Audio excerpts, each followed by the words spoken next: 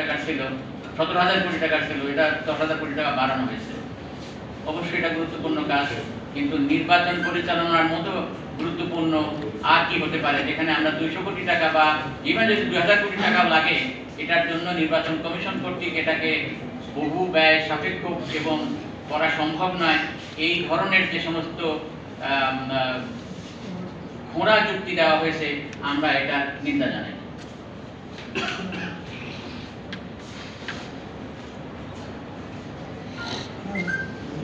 যে তাছাড়া একটি স্বচ্ছ নির্বাচনের জন্য জাতির আকাঙ্ক্ষার বিপরীতে সিসিটিভি ক্যামেরা সংগ্রহ ও স্থাপন বাবদ কোনো ব্যয় অতিরিক্ত বিবেচিত হতে পারে না।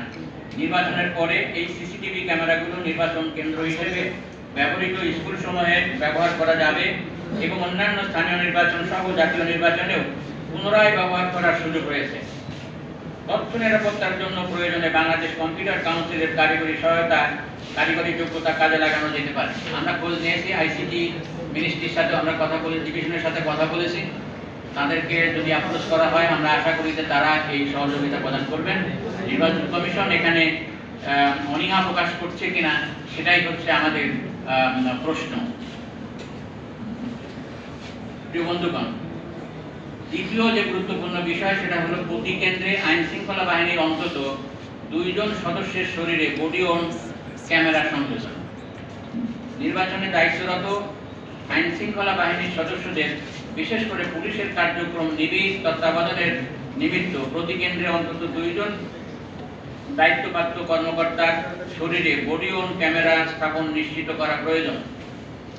সম্প্রতি অর্থ উপদেষ্টার একটি বক্তব্যের মাধ্যমে জনমনে বিভ্রান্তি সৃষ্টি হয়। নিরপেক্ষ ও দুর্নীতিমুক্ত নির্বাচনের অন্যতম টুল হিসাবে গণ্য বডি অন ক্যামেরার এই উদ্যোগটি নিয়ে অনিশ্চয়তা দেখা দিয়েছে।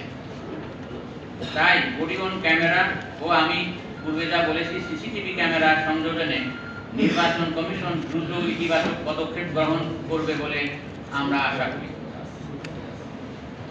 তৃতীয় যে গুরুত্বপূর্ণ বিষয় সেটি হলো নির্বাচনী দায়িত্বে নিরপেক্ষতার স্বার্থে লটারির মাধ্যমে মাঠ প্রশাসনের কর্মকর্তাদের বদলি পদায়ন নিশ্চিত করা। আসন্ন জাতীয় সংসদ নির্বাচনে নির্বাচন পরিচালনা সংশ্লিষ্ট প্রশাসনের সর্বোচ্চ নিরপেক্ষতা ও গ্রহণযোগ্যতা নিশ্চিত কল্পে সকল জেলা প্রশাসক, পুলিশ সুপার, উপজেলা নির্বাহী কর্মকর্তা, থানার ওসি, জেলা ও উপজেলা নির্বাচন কর্মকর্তা, বিভাগীয় কমিশনার ও ডিআইজি কে নির্বাচনের আগে লটারির মাধ্যমে বদলি পদায়ন নিশ্চিত করতে হবে। নির্বাচনী তফসিল ঘোষণা হওয়ার 1 সপ্তাহের মধ্যে এসব বদলি নিশ্চিত করতে হবে। অতঃপর নির্বাচনের ফলাফল ঘোষণার পর 15 দিনের মধ্যে দায়িত্বপ্রাপ্ত সকল কর্মকর্তাকে আবশ্যিকভাবে অন্যত্র বদলি করতে হবে, যেন তারা নির্বাচনের দায়িত্ব পালনকালীন প্রার্থীদের সাথে নির্বাচনে জিতলে ভবিষ্যতের কোনো প্রতিশ্রুতি বা কোনো অবৈধ ও অনভিপ্রেত স্বার্থ সংঘাতে জড়িত হওয়ার সুযোগ না পান। এক্ষেত্রে যে সকল কর্মকর্তা সম্পূর্ণ নিরপেক্ষতা ও পেশাদারিত্বের সাথে দায়িত্ব পালনে সমর্থ হবেন, তাদের পুরস্কার স্বরূপ ভালো স্থানে পদায়ন ও ব্যর্থদের দৃষ্টান্তমূলক শাস্তি প্রদান নিশ্চিত করতে হবে। অন্যথায় নিরপেক্ষ নির্বাচন আয়োজন একরকম অসম্ভব হয়ে দাঁড়াবে বলে আমরা মনে করি। আপনারা নিঃসন্দেহে এটার গুরুত্ব অনুধাবন করেছেন যে নানা মহল থেকে ডিসিদেরকে নিয়ে যাওয়ার জন্য অনুরোধ করা হয়, অমুক ডিসি আমার পক্ষে কাজ করবে, তমুক টিও তার পক্ষে কাজ করবে। এই ধরনের অশুভ প্রতিযোগিতা রোধ কল্পে এবং নির্বাচনের স্বচ্ছতা এবং নিরপেক্ষতা নিশ্চিত কল্পেই আমরা এই দাবিটি এবং এই প্রস্তাবনাটি আপনাদের সামনে তুলে ধরেছি এবং জাতির সামনে তুলে ধরেছি। চতুর্থ যে বিষয়টি আপনাদের সামনে এখন উপস্থাপন করতে চাই সেটি হলো অবৈধ অস্ত্র উদ্ধারে বিশেষ অভিযান পরিচালনা করা। নির্বাচনের তফসিল ঘোষণার পূর্বেই অবৈধ অস্ত্র উদ্ধারে যৌথ বাহিনীর সমন্বয়ে বিশেষ অস্ত্র উদ্ধার অভিযান পরিচালনা করা একান্ত প্রয়োজন। এই অভিযান ভোট গ্রহণের পূর্ব পর্যন্ত জারি রাখা আবশ্যক, যেন কোনো দল বা গোষ্ঠী নির্বাচনে বিঘ্ন ঘটানো বা ভোট কেন্দ্রে দখলের মতো অপকর্ম করার সুযোগ বা সাহস না পায়। 5ই আগস্ট 2024-এর পর কোনো কার্যকরী অস্ত্র উদ্ধার অভিযান পরিচালনা না হয় ইতিমধ্যে দলীয় কোন্দল ও অন্যান্য ঘটনায় অস্ত্রের ব্যবহার আশঙ্কাজনকভাবে বৃদ্ধি পেয়েছে, যার ফলে শতাধিক ব্যক্তির নিহতের ঘটনা ঘটেছে। আপনারা নিঃসন্দেহে এটা জেনে থাকবেন। এই অবস্থা চলতে থাকলে নির্বাচনে আইন শৃঙ্খলা পরিস্থিতি বজায় রাখা ও শান্তিপূর্ণভাবে নির্বাচন পরিচালনা করা এক কথায় দুঃসাধ্য হয়ে দাঁড়াবে। এজন্য অবিলম্বে অস্ত্র উদ্ধারে বিশেষ অভিযান পরিচালনা করা একান্ত প্রয়োজন। সর্বশেষ যে বিষয়টা আমি আপনাদের সামনে উপস্থাপন করতে চাই সেটি হলো নির্বাচন পরিচালনায় দায়িত্বপ্রাপ্ত কর্মকর্তাদের নিকট একটি আমাদের প্রত্যাশা। ইতিহাসের এই যুগ সন্ধিক্ষণে একটি অবাধ, সুষ্ঠু, নিরপেক্ষ, গ্রহণযোগ্য নির্বাচন অনুষ্ঠানের পূর্বশর্ত হিসেবে লেভেল প্লেইং ফিল্ড নিশ্চিত করতে সম্পূর্ণ নিরপেক্ষ ও পেশাদারিত্বের সাথে দায়িত্ব পালনের পুরো দায়িত্ব বাংলাদেশ সিভিল সার্ভিসের সদস্য সরকারি কর্মচারী হিসেবে যাদের উপর অর্পিত হয়েছে তাদের কাছে আমরা কিছু প্রত্যাশা পেশ করছি। অতীতের গ্লানিকর নির্বাচনের জন্য আপনারা ইতিমধ্যেই জাতির কাছে আস্থা হারিয়েছেন, এটি আমাদের সকলের জন্য হতাশা। বর্তমান নির্বাচনে আপনারা আবার দায়িত্ব পালনের সুযোগ পেয়েছেন।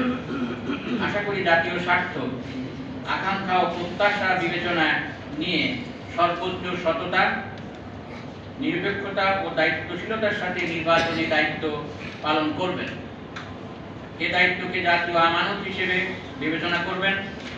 আপনাদের অনেকের পূর্বসূরি জাতীয় আমানত খেয়ানতের কারণে চাকরি হারিয়েছেন, জেলে আছেন এবং দেশ ছেড়ে পালিয়েছেন অনেকেই।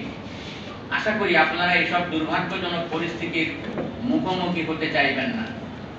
পৃথিবীর প্রায় সকল দেশে সিভিল সার্ভিসের সদস্যগণ নিরপেক্ষ নির্বাচন আয়োজনের সর্বোচ্চ নিরপেক্ষতা প্রদর্শন করেন। আশা করি আপনারা একই মাপের পেশাদারিত্ব দেখাতে সক্ষম হবেন। কোনো রাজনৈতিক দল বা গোষ্ঠী বা কোনো অনানুষ্ঠানিক শক্তির কাছে, আবারও বলছি অনানুষ্ঠানিক শক্তি আপনারা নিঃসন্দেহে অনুধাবন করেছেন কারা, এই অনানুষ্ঠানিক শক্তির কাছে নির্বাচন কমিশন এবং মাঠ প্রশাসন যাতে নতজানু না হয় তা নিশ্চিত করতে হবে। সরকার, নির্বাচন কমিশন এবং মন্ত্রিপরিষদ সচিবকে এজন্য স্পষ্ট পদক্ষেপ গ্রহণ করতে হবে।